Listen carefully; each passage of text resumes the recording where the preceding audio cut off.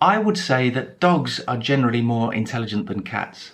What's your take on this, Bimba?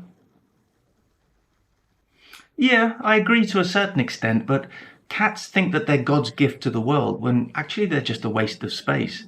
What are your thoughts on this, Amy? Exactly. I couldn't agree more. Hello everyone, thank you for joining me again and welcome to any new viewers. This is To The Point English with Ben. I'm Ben.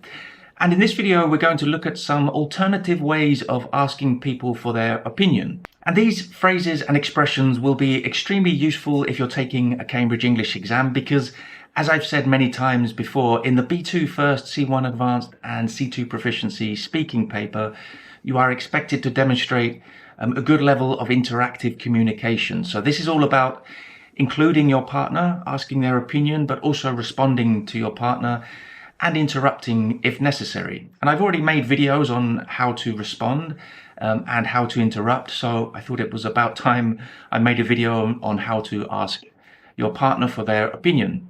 So first of all, I'd like to say thank you for my two helpers for the first two examples. But now we're going to look at some more examples just to give you more options. Now, of course, there's nothing wrong with saying simply, what's your opinion or what do you think? Those two basic expressions are perfectly fine. But because in the Cambridge English exams, often you have to ask your partner their opinion repeatedly. So it could be 5, 6, 7 or 8 times. And if you just repeat all the time, what's your opinion? What's your opinion? Or what do you think? What do you think? First of all, it's repetitive. And second of all, you're not really demonstrating a wide range of vocabulary to the examiners. So these expressions will be very handy just if you need them, not only for the Cambridge English exams, but for your English in general, of course. So the first example we saw in the introduction with Bimba was, what's your take on this? So what's your take on this is basically, what is your perspective on what I have just said? So if you ask somebody their opinion, it's because it's their opinion on what you've said. So now I'm asking my partner, what's your take on this? What's your point of view? How do you see this opinion that I've just given? And the second expression, which is quite a simple one, which I use with Amy, is, what are your thoughts? What are your thoughts? So quite basic, quite simple, but useful to have another option. So what are your thoughts? Again, what are you thinking? What is your opinion? Nothing more complicated than that, but a nice alternative expression. Another option is to say, what's your stance on this? What's your stance?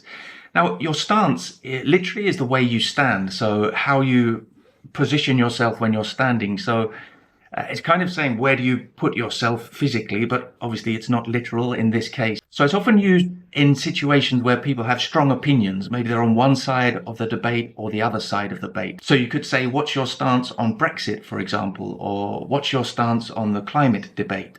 So where are you? What side of the debate are you on? Another very similar expression is, where do you stand on this?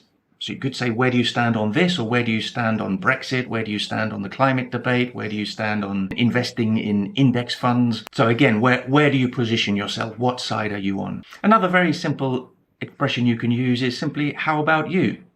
So again, this is when you say your opinion. So you would say something like, I believe that blah, blah, blah, or I think that blah, blah, blah. How about you? So what is your opinion? Again, very basic, but a good alternative option. And finally, if you feel that you're coming to the end of the conversation and you want the interlocutor to perhaps ask another question, but you feel that you should give your partner one more chance to add something, but you don't want to force them to say anything. If we ask somebody, what's your opinion, or what's your take on this, what's your stance on this, you're kind of forcing them to say something, because it's difficult to say, well, nothing, I don't have an opinion. But you can give them the option of saying no by saying, do you have anything to add? So it's not exactly asking their opinion, but it's giving them the option to say, no, I think we've covered everything, and then you can wait for the next question.